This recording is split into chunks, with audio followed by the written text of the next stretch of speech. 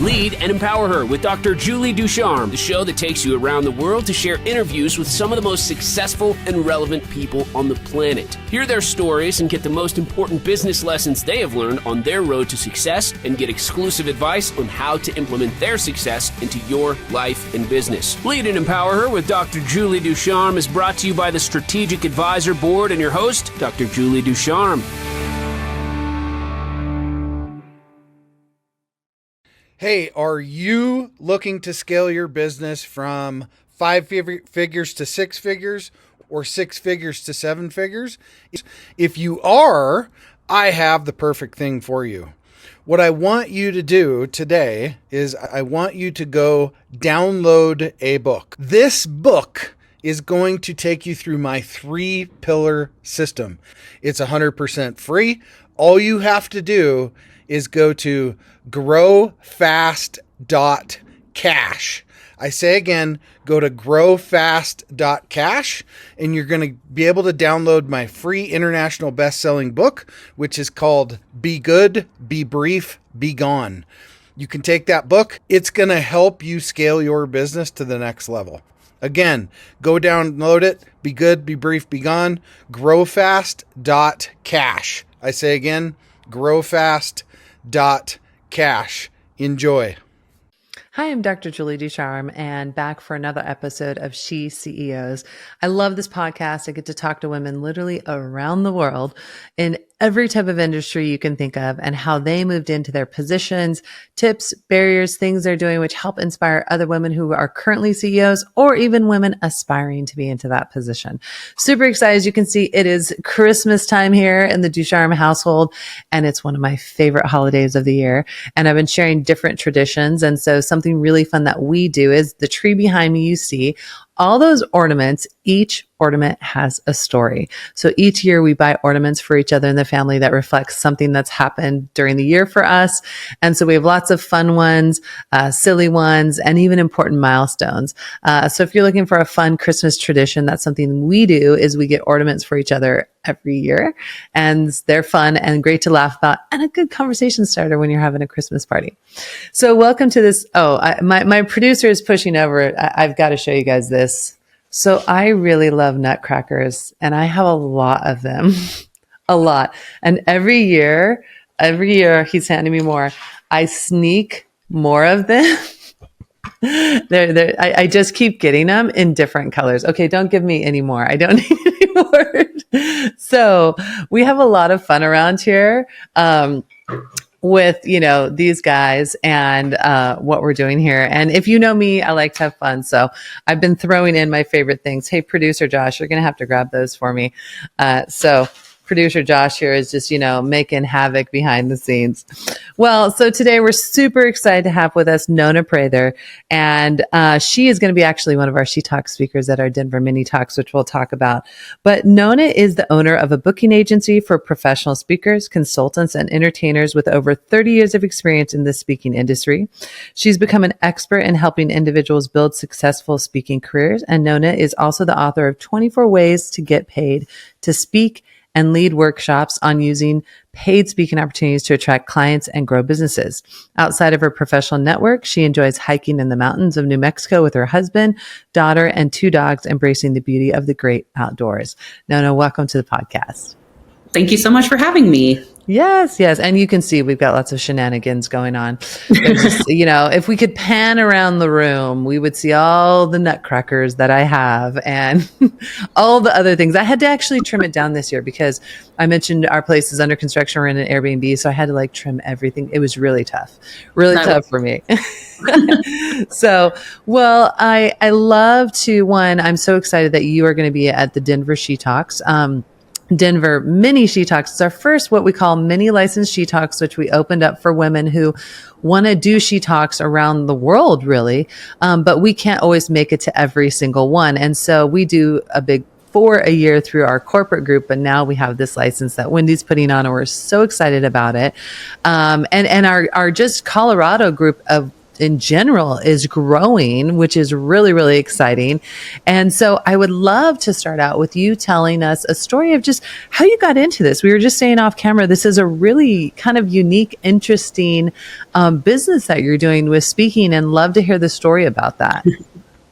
Yeah. So, a lot of people, whenever I meet them, they'll ask me, what do you do for a living? And I'm like, I'm a professional booking agency for speakers, consultants, and entertainers. And they're like, how in the world did you get into that? And it's kind of a long story, so I'll try to make it short. But I grew up with my dad's a professional speaker. So he started his speaking career in 1992. And from there, it honestly became a whole family coming in to help him build his business. So me, my brother, my stepmom, I mean, that was every spare minute we had at home was mailing books, sending faxes, making phone calls, helping manage his CRM and like managing his leads and all of that. So that was a really fun way to grow up. And I didn't realize how much I was learning at the time. I was kind of like, oh, Dad, you want me to make another 20 phone calls? And then, but now I realize how awesome that was and how different way to grow up that was. And then I grew up going to National Speakers Association. And from there, I met other people who also needed help in the background with like a VA or an executive assistant. And then I managed a speaker bureau for safety speakers because that's what my dad does. And so after many years of working in the bureau, when the pandemic happened in 2020, that's when I started, instead of going back to the bureau, I started our booking agency. Mm-hmm. And that's when my husband and I really completely changed our lives. And I went from working for other people to working for myself, which was great, being able to work from home. And also because of that freedom, we sold everything that we owned. And we moved into a travel trailer, and we actually built our business while we were traveling on the road. So that was really fun and different and a little bit stressful. But 4 years later, I'm glad we did that. It was a great experience. Wow. And that's a big leap. I'm a homebody in the sense that I love to travel, but I always love to come back home. Right. Mm-hmm. And so the thought of doing that, I think that takes a lot of courage, to just be like, okay, we're going to sell everything. And especially during COVID, right? I mean, COVID was like so crazy. And I myself, my businesses were very much on ground businesses, several of them, and they were being shut down. And it was a real time of angst and fear. And as a speaker myself, all the speaking engagements went away.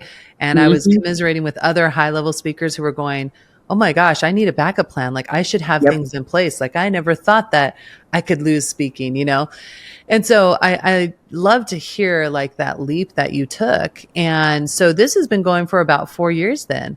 Yes. What you guys have been doing. And that's really, really impressive. And I love hearing how you worked as a child for your dad. So I grew up, same thing, helping work for the family. Our kids are very much, all they've ever known is entrepreneurship. When I had my kids, my husband and I started this business. I actually started right before we got married. And so our first company we started is about 23, 24 years old. And then we added more as we went. But our kids are very much like, they've got their own little mini business going. And just like you, like they're learning about all sorts of things. And I think it's great. I think it's so great for our kids to do that because it really they're creative and they're better at technology than we are. And they come up with all these ideas. And I think it's a great way too, to kind of spend time as a family, right? Like integrate. We were just having a conversation. Doritos was doing this really big, like create a commercial, right? And it could run in the Super Bowl. And we were literally as a family, in a nice way, fighting over what we thought the commercial should be. Like it was just very like each one of my kids like, no, I've got a better idea of what we should do. And so I look back on that and I love that. So that's so neat. So, basically, with you growing up with a father that was speaking, were you naturally attracted to the stage, or were you more like, I prefer to be off the stage? I was kind of the opposite. It was funny growing up. Everyone always thought my brother would probably take over the family speaking business. I ended up not taking over the business, but doing it differently. Mm-hmm. So now, older, I've gotten more used to, and I have decided I mean, I can speak and I can do it, but no, as a kid, I was painfully shy.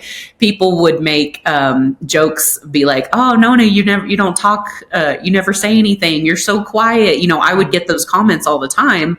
But I mean, my dad and my brother were really big personalities, so they just kind of, like they took over the room, which is great. But it's funny because no one expected me to really run with the business.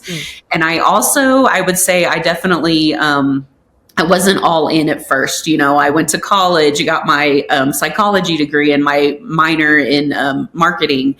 And then I worked for a hospital for a couple of years. And I decided that growing up in an entrepreneurial household, I mean, I realized the power of working for yourself. And it was like, oh, I can see why that was actually a really powerful thing to learn about after working for a couple of corporations.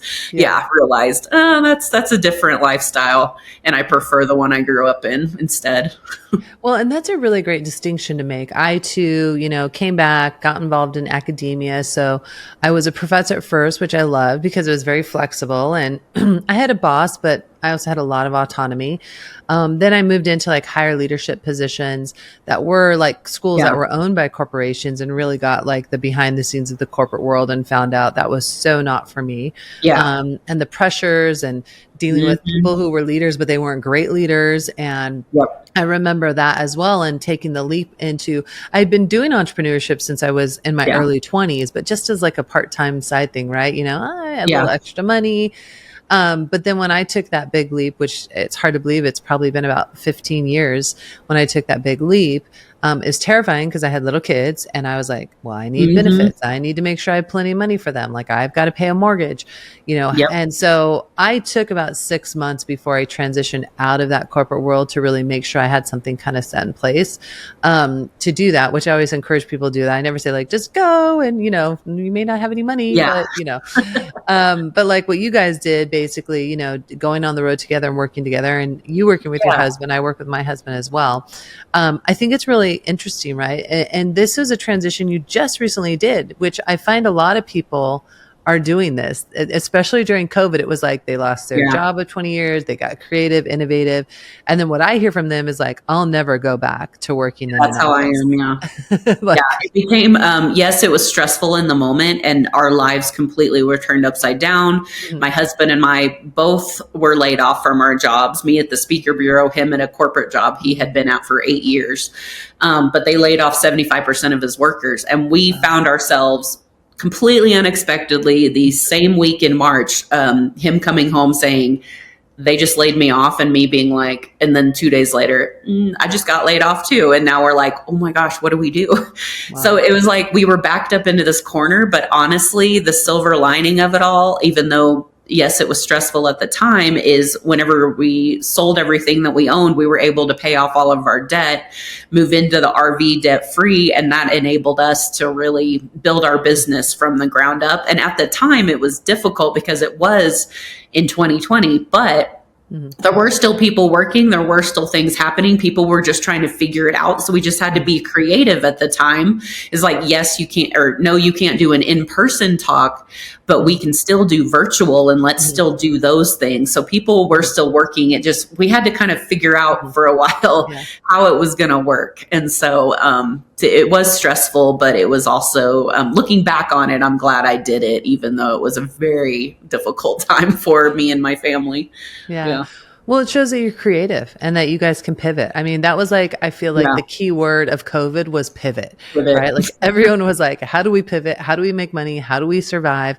Because some businesses were literally shut down overnight, with us thinking, oh, we'll be open in a couple weeks, not that months or years. I mean, and we had to do the same thing. We had to shift a lot of things. And I'm proud that we were able to do that. And of course, as they say, with every kind of like tough thing or tragedy or thing that happens, a lot of times something beautiful can come out of that, which of course that happened for you and that happened for us. As you've been building it the last 4 years, and when people are thinking about whether they're building this business or any business, what would be some tips that you could give some of our listeners who are going, gosh, I want to leave my corporate job. I want to go build my business out. Maybe I'm going to do what Nona did. Like, what would be some tips that you could offer them? Yeah, definitely have a support system. I was really thankful that I had my husband who was like, you know what, that sounds like a good idea. And then I called my business, I'd been working with. My dad had been working with, Mark LeBlanc. So called my business consultant and was like, hey, I have this idea. Do you think I could pull it off? Here's my plan. And he kind of talked me through it and everything. So we had to like check some boxes and have serious sit down talk about how can we afford this? How many years would it take for us to build this business to actually make money? Do we have that much in savings to be actually able to do that? And so being able to actually like pinpoint our goals and what we had going, I mean, that helped a lot with the transition, of course, because for me, if my husband's one of those is like, oh, this is a great idea, let's do it now, with like no planning. And I'm like, I just have to have some planning for my security. So as long as we have a plan to transition, I'm okay with that. But I mean, yeah, I would encourage other people, if you do have a dream and you can't stop thinking about it, because that's how I was. It was like, I want to work for myself. I just don't know how to do it. And I didn't have the courage to do it until really I found my back up against a wall. And basically that was my only opportunity, because I didn't know what else was going to happen in my industry, or if I had to completely switch my industry after I had just fell in love with it again. It was like, how do I... there was a lot of questions that needed to be answered before we did it. But if it hadn't been for my support system, like with my husband and family, but also with my business partner, not partners, but what's the word, like business coaches that I know and stuff like that, people in my trusted circle that could really talk to me about that. Without them, I probably wouldn't have had the courage to do it. Honestly, it was a lot of people cheering me on in the background to make this business work. Looking to grow your business beyond 5 figures, 6 figures, 7 figures plus? What I want you to do is go download this book. The title is called Be Good, Be Brief, Be Gone. It will help you grow your business past 5, 6, and 7 figure. Go download the book today. Growfast.cash. I say again, growfast.cash. And download the book for absolutely free. Yeah. And I love that you share that. I mean, obviously that's something we strive for at She Talks. We just had a new member meeting this morning. One of the women was telling us all these wonderful things she'd done. And then she goes, oh, that probably sounds like bragging. And I'm like, what are you talking about? Like, we are here to cheer you on. Like, tell us, because guess what? You have these amazing skills that we won't know. And so I love to hear that you had a really good group of support. I too encourage that, because you really need, whether it's your family, whether it's your spouse, whether it's a bunch of girlfriends, whatever it is, you definitely need that. We were talking on another podcast about the loneliness syndrome, which happens in entrepreneurship, where you've been used to working corporate or being around people all the time, and suddenly you're by yourself and you have to become really self-motivated. And sometimes depression can come in from that loneliness syndrome, and how we're combating it. Because I remember like, okay, great, I'm like on my own, wonderful. And then it was like, I'm home all day by myself, having figured out. And when my husband retired from what he was doing and started working with me all day, he's like, wow, you talk to yourself a lot. And I was like, yeah, I do, because I've been home for 15 years by myself. Exactly. Yeah. I said, me and my dogs have a lot of conversations. Talk to the dogs, yeah. So what is maybe one barrier that you faced that you overcame, but it was a tough one? Yeah. I kind of held myself back a little bit in the beginning. Other people had to encourage me to grow. It's like I had this fear of failing so much that I was actually holding myself back, especially in the beginning. Like, people would ask me to speak and I'd say, no, I don't speak. I'll send someone else, but then they're like, but we want to hear about your speaking. And then I had to honestly be really talked into writing my book, because they were like, this could really change your business. And I was like, no, that's so scary. I wouldn't want people reading my words, but I just had to just do it. And a lot of people were kind of pushing me toward it. And there's a lot of things that I was pushed towards that I felt like I wasn't ready for, but it was honestly just me holding myself back. I feel like I definitely struggle with imposter syndrome a lot. And I've gotten better about that. But yeah, it took a while for that imposter syndrome to really take a back seat. It's still there. It's just not as present. And there's been I had to do a lot of difference. Like my business is not the same as what it was in 2020. So I had to do a lot of, as we were growing, we also had to figure out like what points are the best, what are the best served ways to do work with our clients, what processes, we had to perfect our processes over a while, but there was, and then we've had clients that we wish we'd never worked with, but they were also a lot of learning experiences there. So there's hiccups that come with growth. Yeah. And I think we're doing okay now, but I'm still every day sometimes questioning, is this the right process? And it's like, no. Okay. Don't second guess yourself. Yeah. Well, we're definitely our worst critics. And I in particular see that women very often feel the imposter syndrome. I myself definitely I've walked into rooms with big corporate groups many a times and done many presentations and sat at the table and led. But still sometimes you walk in that room and for a moment, pardon me, you have insecurities. And I think that's us being human. And I think that's okay, because sometimes it just brings things back for me. Like if I'm feeling nervous, I'm like, okay, let me just go back to like focusing on what I need to do, my processes and those things. And as you said, I feel entrepreneurship, leadership is this ever evolving thing that you have to keep learning. And like you, same thing. I mean, we've been in business for, 20 plus years now, but it's like, we have clients that we were like, oh my gosh, we said yes to this because we really needed the money and we didn't vet like we should have. And wow, we're really regretting this now. Oh wow, we really underbid this project. We should not have bid it that low. And finding the value and worth in ourselves is tough sometimes, And so I get that. And I think that as women, and I'm not saying that men don't have imposter syndrome, but I just see a different level of confidence with men versus women when it comes to these things. And, I remember someone said to me one time when I was struggling with that, why not you? And I was like, I couldn't come up with a reason why not me. I was like, well, I do have a lot of experience and I've done this a bunch and blah, blah. And I'm going through this and I'm going like, why not me? And so I get that. And I think that's good for every woman to know whether they're in a high CEO position or they're attaining it. Like you're going to have those moments, and entrepreneurship, it's not easy, but I also feel it's incredibly rewarding when it works.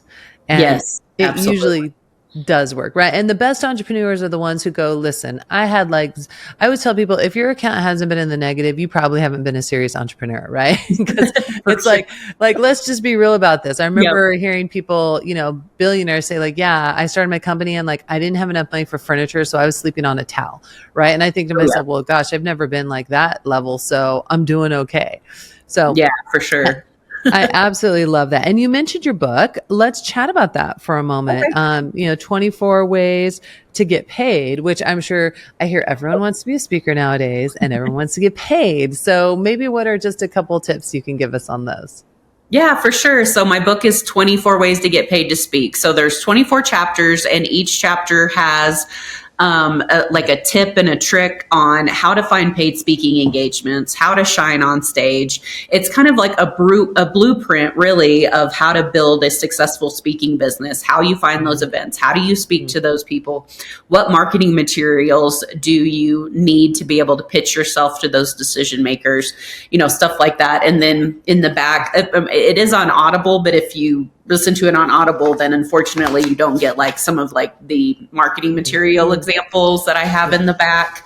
So a lot of people like it. They tell me they like it because it's simple. You can read it within 3 hours and it really explains just like the basis, giving you a good foundation of your speaking career. And it can be consulting. And whenever I say speaking, it's kind of a broad term. It could be, you could be a stand-up comedian, you could be a DJ that you're, a keynote or a workshopper or a trainer, there's different ways and it goes over that as well in the book. So that came out in 23. And I will say, I used to tell people that they don't have to have a book to be a successful speaker. And I still say maybe you don't have to have one, but honestly, it helps a lot because I did not really get asked to speak that often until my book came out in March of 23. And then I started getting asked a whole lot more to speak.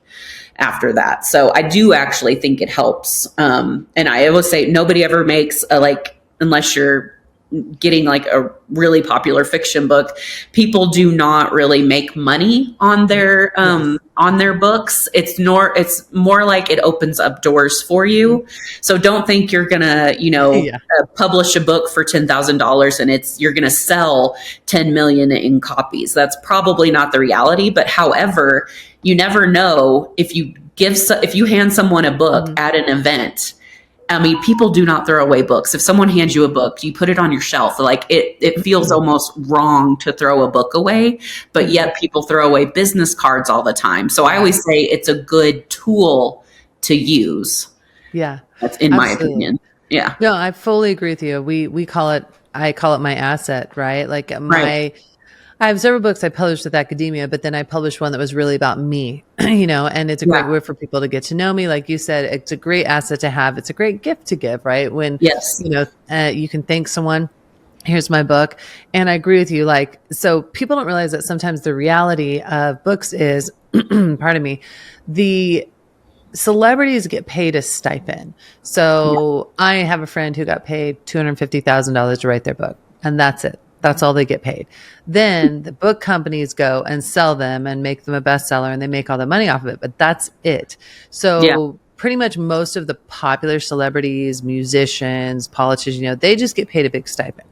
So a lot of people don't realize that, and they think, oh, well, I'm going to sell 1 million copies. Well, it's actually really hard to sell 1 million copies. Yeah. And so I tell people, just like your advice, like, listen, when you're writing a book, the idea is that, you're creating an asset that's going to support you, whether it's your story or your skills or tools. It's great to have. It brings more, in my opinion, validity, as you would say, to the stage that you're presenting on. And I always say, but if you're like a celebrity, right, you're someone that's got millions and millions of followers. Well, it's really easy. This is why these book companies will say, yeah, we'll pay you a couple $100,000. And most of the time, those people don't even write that book either. It's ghostwritten. Oh, absolutely. So, and I always say, that's fine. To each his own, right? Not everyone's, pardon me, a writer.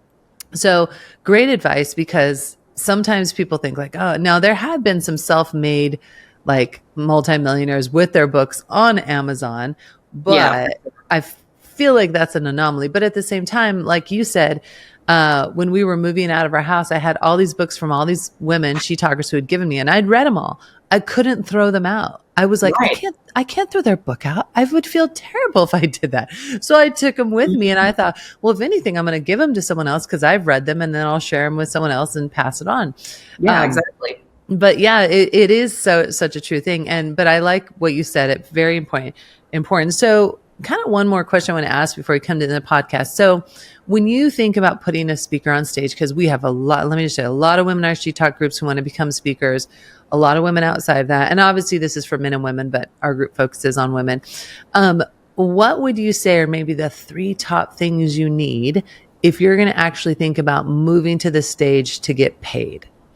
Yeah, for sure. So whenever you call a decision maker and they'll ask you to send information about yourself, and what we always attach is a video of them. So people want to see what they're buying beforehand, especially after COVID, when virtual events became a lot more popular. Hybrid events became more popular. Everyone now is completely used to working, to having Zooms, which before wasn't, it was kind of thought of as different. So you definitely have to have a demo reel. And I always tell everyone, they're like, oh no, so I'm gonna have to spend like tens of thousands of dollars on a demo reel. No, fake it till you make it. Like, go to your local performing arts center, go to your local high school. Can I borrow your stage for a minute and have a friend video you? And you honestly only need like 30-second to a minute long clip. So it's not as big as people really make it out to be, because they just need to know what you look and sound like on stage. They want verification that you are going to keep the audience's attention. And at that point, they've probably already spoken to me or someone about hiring you. They've probably already looked at your website. They know what your audience learning objectives are. So you have to have that demo reel. And a lot of people ask me, do you have to have that? And I'm like, yeah, in this day and age, you have to have something to show verification. And then, of course, a book is always a plus. If you can like send them one in the mail, that really helps them remember you as well. But it's not a have to, it just really helps. You're going to be more successful if you do have one, even if it's small. And then, of course, a website with your information that's not overly wordy. Because a lot of people will try to cram a bunch of information on their website, and then it gets really confusing. And they're like, I can do these 10 different titled workshops, plus these 3 keynotes, plus my breakout session. And you're like, okay, just stick with one or 1 or 2 so that they're not so overwhelmed by the information. So I see that mistake happening all the time. Same way with like your media kit or your one sheet. Sometimes people just cram way too much information on there. They don't need to know every single testimonial that you've ever gotten. They just put your best 3 out there forward. Like they don't need to know the entire outline of your speech, but they just need to have a summary and like 3 sentences of your audience learning objectives. So I just see people try to put so much information because they think, oh, the more they know about me, the more they're going to hire me. No, it's kind of like you're introducing yourself on the surface. They go, oh, that does sound like something that I would bring in for them to speak to my audience about. And then as you trickle down the follow-ups, you can add a little more information there. And then once you get on that decision-making call with that decision maker, then you can talk about, oh, do you want me to tailor my talk to this or whatever? But it's just, some people try just to give way too much, and it just gets so confusing for everyone involved if you're trying to pitch everything possible. Yeah. So that's why I tell people to have actually like separate one sheets. So if you have separate talks or workshops, there needs to be a clear separation on those one sheets for them, because each one is going to be different, and people they try to put it all on one, and it's too much. Yeah, I agree with you. For my website and speaking, I've been doing it, believe it or not, a long, long time. And we learned that the hard way back in the day, before all of that. But the demo reels are great. And like you said, they can definitely be done for affordable prices. So anyone who's listening to that, please take a pause. If someone's like, I'll make your reel for $5,000, don't do that. No. Contact me, Nona, we'll get you hooked up. We know plenty of groups who can do them. The one sheet, really important. In fact, a lot of like news groups and talk shows, they don't want a lot. In fact, I've talked to actually a lot of producers who pick and how they get on the show. Mm-hmm. And it's a very quick look with things. So they don't want to, they like going to a website and seeing everything that real quick and easy. They're not actually too keen. Now, this is just the talk shows and stuff like that on getting paper, because they'll get like, 250. Exactly.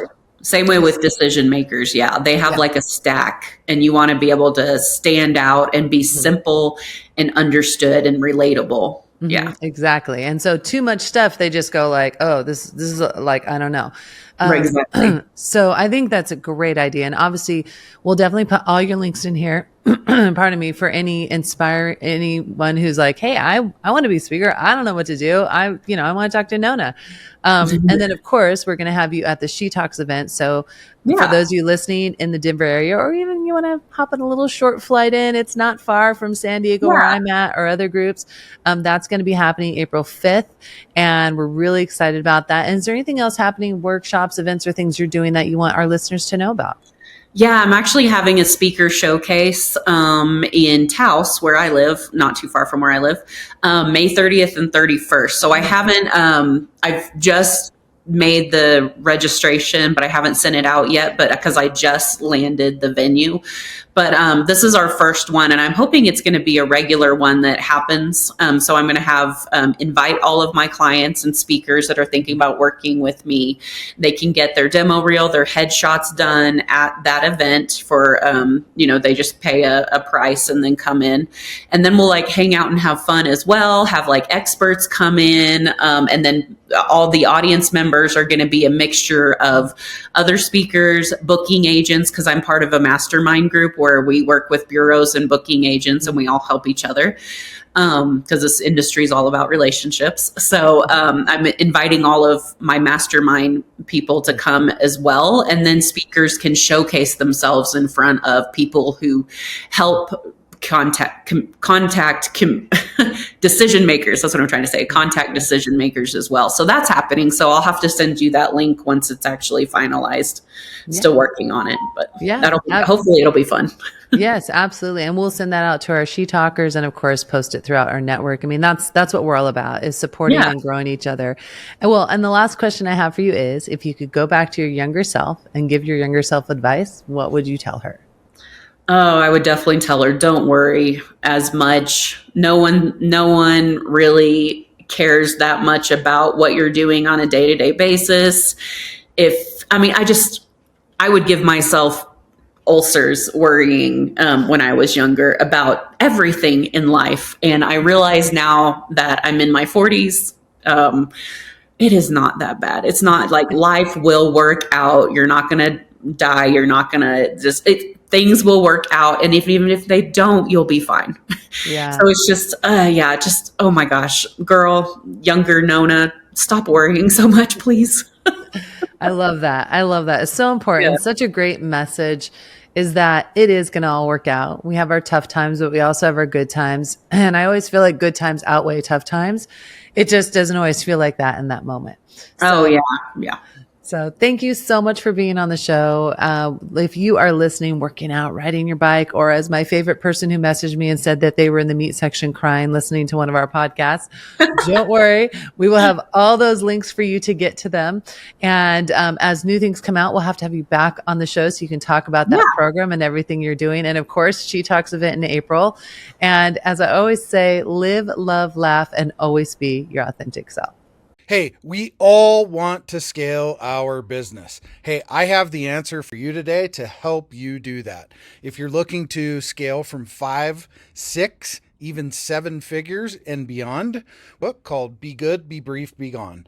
I'm going to give it to you for free. All you have to do is type in growfast.cash. I say again, growfast.cash, and you can download the book for absolutely free.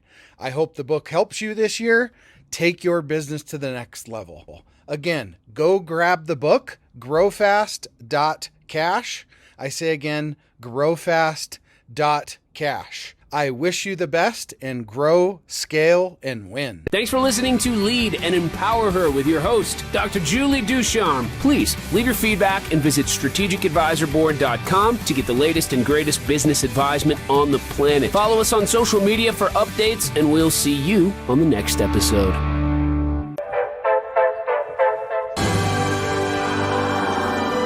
There it is. Magnum. Holy moly. Yeah, baby! That's what I've been waiting for! Dear